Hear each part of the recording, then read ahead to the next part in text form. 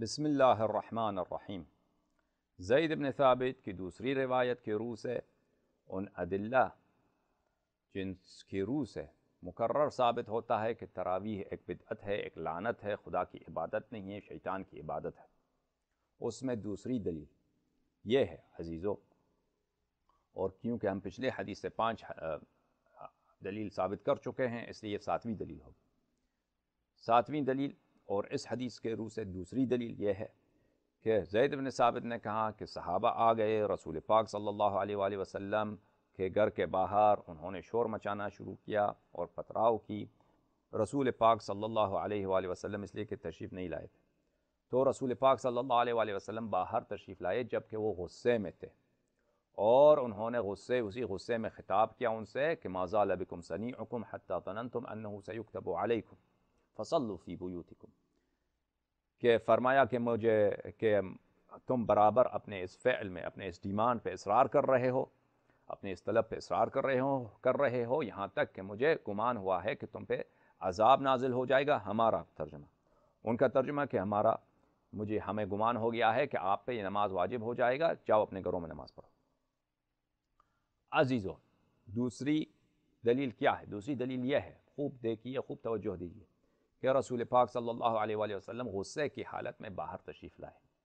صحابہ کس لیے جمع ہو گئے تھے؟ صحابہ اس لیے جمع ہو گئے تھے کہ وہ رسول پاک صلی اللہ علیہ وآلہ وسلم پہ نماز تراویح امپوز کر دیں، کہ وہ رسول پاک صلی اللہ علیہ وآلہ وسلم سے انہوں نے نماز تراویح پڑھوانا ہے، وہ آ کے امامت قبول کریں، یعنی یہ ایک خدا کی عبادت ہے، نماز جماعت ہے، یہ وہ کرائیں۔ اگر واقعاً یہ بدعت نہ ہوتی، اگر واقعاً یہ حرام نہ ہوتا، اگر واقعاً تراویح ایک لعنت نہیں ہوتی، تو رسول پاک صلی اللہ علیہ وآلہ وسلم غصے کی حالت میں باہر نہ آتے۔ کبھی آپ نے دیکھا ہے کہ آپ کسی نبی کو خدا کی عبادت کی طرف بلائیں اور وہ اس کو غصہ آ جائے؟ یہ کیسا نبی؟ آپ کسی بدمعاش، کسی شرابی کو بھی خود عبادت کی طرف بلائیں، اگر وہ مسلمان ہے تو اس کو غصہ نہیں آتا؟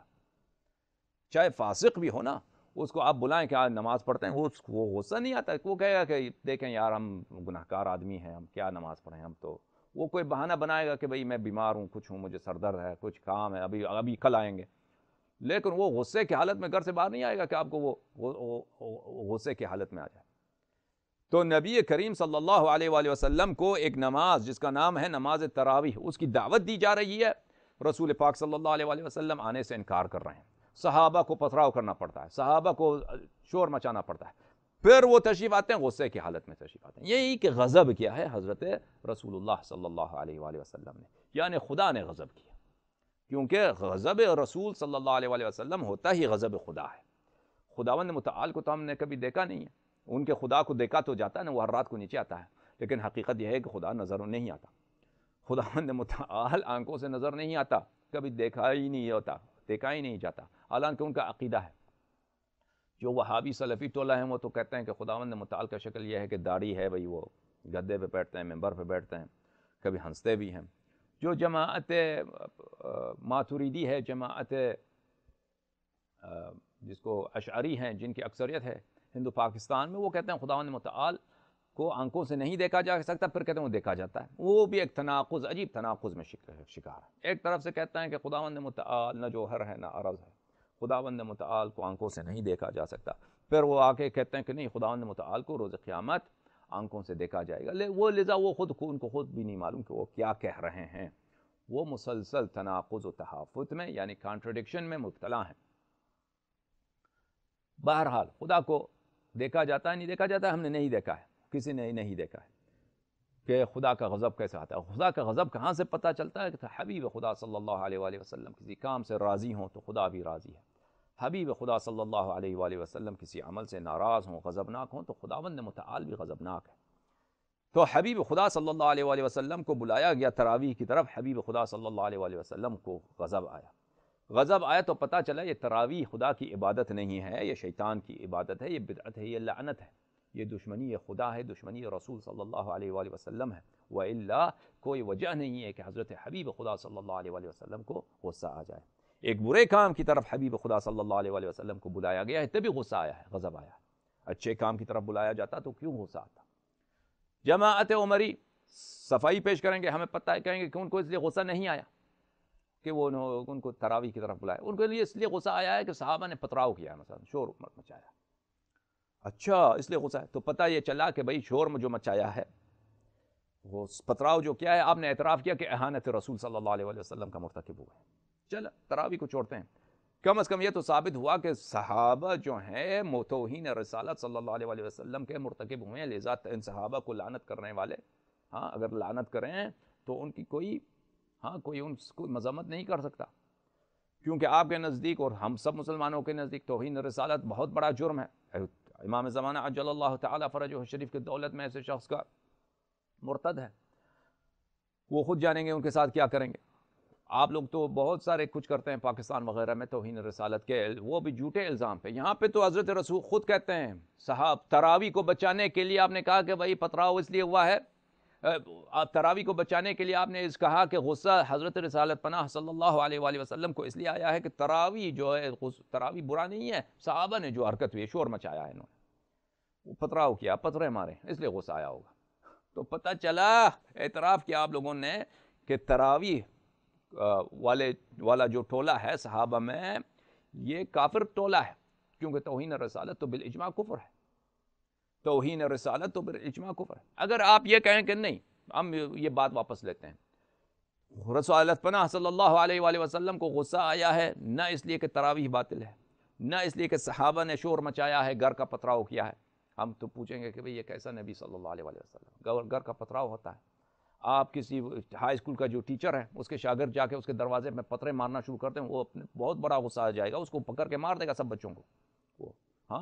وہ کہے گا کہ بھئی اتنی بے عزتی کی آپ نے اپنے استاد کی. یہ تو واضح و آشکار ہے کہ ایک تو اہانت ہے, توہین رسالت ہے. آپ اس ایسے واضح آشکار بات کو آپ انکار کرتے ہیں جیسے کہ آپ کہیں کہ دن اجالا نہیں ہے, شمس ابھر جائے, سورج نکل جائے تو دن نہیں ہوتا, آپ ایسے بات کے انکار کر رہے ہیں. لیکن چلیں مان گئے, اور نبی صلی اللہ علیہ وآلہ وسلم کو کیوں غصہ نہ آئے اس بات پر, چلیں مان گئے. آپ کہیں کہ بھئی اس لیے غصہ آیا ہے کہ اس لیے غصہ نہیں آیا کہ تراویح باطل ہے, اس لیے غصہ نہیں آیا کہ رسول اللہ صلی اللہ علیہ وآلہ وسلم کے گھر کا انہوں نے بے عزتی کی ہے, توہین رسالت کے مرتکب ہوئے ہیں, نہیں اس لیے نہیں ہوا. غصہ اس لیے آیا ہے کہ یہ لوگ جو اصرار کر رہے ہیں کہیں تراویح واجب نہ ہو جائے, کہیں ایک مرتبہ آٹومیٹکلی تراویح واجب نہ ہو جائے, اس لیے رسول پاک صلی اللہ علیہ وآلہ وسلم کو غصہ آیا ہے. کیونکہ رسالت پناہ صلی اللہ علیہ وآلہ وسلم کو یہ اندیشہ ہے, یہ فکر ہے کہ یہ تو بیچارے تو یہ اپنی نیک نیتی سے یہ ڈیمانڈ کر رہے ہیں کہ چلے آئیے تراویح پڑھائیے, میں نے تراویح اگر پڑھایا تو کہیں تراویح واجب نہ ہو جائے, تو اس لیے ان کو غصہ آ گیا. تو عزیزو اس میں ہم تو کہیں گے تو اس میں غصے والی بات نہیں, اس میں تو محبت سے بتانے والی بات ہی نا. اس میں تو غصہ ہو, اس میں غصے کی کیا ضرورت ہے, اس میں تو بد اخلاقی ہے. ایک بات جو میں آپ سے نیکی میں کچھ کرنا چاہتا ہوں, مجھے نہیں پتا, مثلا میں آپ کو پانی پلانا چاہتا ہوں کہ آئیے آپ پانی پی لیجئے, پانی آپ کے گلے کے لیے صحیح نہیں ہے, آپ غصہ آ جائے کیوں مجھے پانی پلا رہے ہو, یہ تو جاہل انسان کریں گے نا ایسا, جن کے متعلق خدا نے کہا وَإِنَّكَ لَعَلَىٰ خُلُقٍ عَظِيمٍ صلی اللہ علیہ وآلہ وسلم, آپ کے اخلاق بے نہایت عظیم ہے. وَلَقَدْ كَانَ لَكُمْ فِي رَسُولِ اللَّهِ صلی اللہ علیہ وآلہ أُسْوَةٌ حَسَنَةٌ, بہترین عمل کا نمونہ ہے رسالت پناہ صلی اللہ علیہ وآلہ وسلم. بہترین عملوں کا ہر خوبصورتی ہے خوبصورتی, حسن ہی حسن ہے رسول اللہ صلی اللہ علیہ وآلہ وسلم کی سیرت اقدس, سنت مبارکہ. تو یہ تو اگر ان کو ایک اچھی بات پہ ان کی نیک نیتی پہ غصہ آئے, یہ تو غلط بات ہے, یہ تو رسول پاک صلی اللہ علیہ وآلہ وسلم کے پہ الزام ہے. صحابہ کو بچانے کے لیے آپ نے رسالت مآب صلی اللہ علیہ وآلہ وسلم کو بد اخلاق بنا لیا. ان کو تو یہ چاہیے, اب اگر میرا اخلاق اچھا ہے, آپ نے کہا پانی پی لیجیے, میں نے کہا بہت مہربانی آپ کا, پانی میرے گلے کے لیے مناسب نہیں ہے, میں پانی پی لوں تو میں بہت بیمار ہو جاؤں گا. تو اس میں غصے کی کوئی بات نہیں, سب لوگ سمجھ جائیں گے کہ بھئی یہ شخص کو لیے پانی نہیں پینا چاہیے, ختم بات, غصے کی ضرورت ہی نہیں ہے. عاقل انسان, خوش اخلاق انسان, اور چاہے وہ کافر بھی ہو, ایسے مقام پہ وہ غصہ نہیں کرتا, ایسے مقام پہ وہ شکریہ ادا کرتا ہے کہ بھئی میرے لیے پانی اچھا نہیں ہے. آپ جو نماز پڑھانا چاہتے ہیں, یہ نماز اگر ہم پڑھیں تو کل آپ کے لیے واجب ہو جائے گا, اس لیے آپ اپنے گھروں میں نماز پڑھیے یا خود مسجد میں فرادہ نماز پڑھیے, اس لیے میں نماز جماعت نہیں پڑھاؤں گا آپ کو. یہ تو اس میں غصے کی کیا ضرورت ہے؟ پہلی تو بات یہ ہے, غصے کی بات ہی نہیں. تو آپ نے اگر آپ کہتے ہیں غصہ آ گیا تو اس کا مطلب یہ ہے کہ رسول پاک صلی اللہ علیہ وسلم بلا وجہ لوگ ان کو اچھی بات کی طرف بلاتے ہیں کہ نماز پڑھائیے، ان کو غصہ آ جاتا ہے. بتانے کے بجائے ان کو یہ محبت سے پیار سے سمجھانے کے لیے، وہ کفار کو تو محبت سے سمجھاتے ہیں، یہ تو مسلمان انہوں نے کوئی برا کام بھی نہیں کیا، انہوں نے تو صرف ان کو نماز کی طرف بلایا، غصہ آ گیا بھائی بلا وجہ. بڑے ایسے کیسے نبی ہے، بہت گرم دماغ ہے صلی اللہ علیہ وآلہ وسلم، نستجیر باللہ. لذا یہ صفائی اس دلیل کے لیے صحیح نہیں ہے. دوسری دلیل میرے معزز ناظرین، کیسے واجب ہو سکتا ہے تراویح؟ اگر مستحب ہوتا بھی کیسے واجب ہو سکتا ہے جب خدا نے وعدہ دیا ہے کہ میں کبھی نماز واجب نہیں کروں گا. پھر شب معراج کے بعد، اور معراج وہ مکے میں صلی اللہ علیہ وآلہ وسلم یا ابتدائی ہجرت یا اس ہجرت سے پہلے مکے میں پیش ہوا ہے، اور یہ واقعہ مدینہ منورہ کا ہے صلی اللہ علیہ وآلہ وسلم. تو میرے معزز ناظرین، اور ہم نے وعدہ دیا آپ کو مزید ہم مستقل اس مسئلے پر تقریر کریں گے، کئی ایک دلیل لائیں گے کہ نماز تراویح کے واجب بننے کا، اگر وہ مستحب بھی ہوتا، اس کے واجب بننے کا کوئی امکان تھا ہی نہیں. یہ انشاءاللہ آگے جا کر ثابت ہو جائے گا، مزید ادلہ آ جائیں گے. لذا یہ شق ہے باطل ہی باطل ہے کہ غصہ ان کو آ گیا ہے. کس لیے؟ اس لیے کہ صحابہ اصرار کر رہے ہیں. تو رہ گیا یہ دو شقیں، یا تو یہ کہ رسول پاک صلی اللہ علیہ وآلہ وسلم کو غصہ آیا ہے کہ صحابہ کیوں نماز تراویح کی طرف بلا رہے ہیں، تو اس سے ہمارا مقصد، ہمارا مطلوب ثابت ہو جاتا ہے کہ نماز تراویح ایک باطل، ایک غیر مطلوب، ایک غیر مرضی عمل ہے خدا کے نزدیک، ایک حرام عمل ہے. اس لیے حرام کی طرف بلایا، تبھی غصہ آیا رسول اللہ صلی اللہ علیہ وآلہ وسلم کو. یا تو یہ کہیں گے کہ نہیں، صحابہ پر دوسرا شق یہ کیا کہ صحابہ کی جو حرکت ہے نا، انہوں نے جو پتھراؤ کیا ہے، آواز مچائی ہے. تو ہم نے کہ اس کا جواب یہ ہے کہ عزیزو، اس صورت میں بھی تراویح کی بطلان ثابت ہوتا ہے. اگر آپ نے یہ صورت انتخاب کیا تو اس سے یہ تو ثابت ہوا کہ صحابی جو تراویح والا ٹولہ ہے صحابہ میں، وہ تو ہیں کافر، توہین رسالت صلی اللہ علیہ وآلہ وسلم کے مرتکب، کافر بالاجماع. لیکن اس سے تراویح کیسے بطلان ہوتا ہے؟ تو اس واضح و آشکار جس نماز کے لیے رسول پاک صلی اللہ علیہ وآلہ وسلم کے گھر کا پتھراؤ ہوا ہے، وہ نماز خدا کے نزدیک محبوب نہیں، وہ عبادت شیطان ہے. جس نماز کے لیے رسول پاک صلی اللہ علیہ وآلہ وسلم کے گھر کے باہر اور شور مچایا گیا ہے، رسول پاک صلی اللہ علیہ وآلہ وسلم کو غصہ آیا ہے، رسول پاک صلی اللہ علیہ وآلہ وسلم کے گھر کے دروازے پہ پتھراؤ کیا گیا ہے، رسول پاک صلی اللہ علیہ وآلہ وسلم ایسے نماز پڑھانا نہیں چاہتے، انہوں نے پتھراؤ کیا، تو لعنت ایسی نماز پر.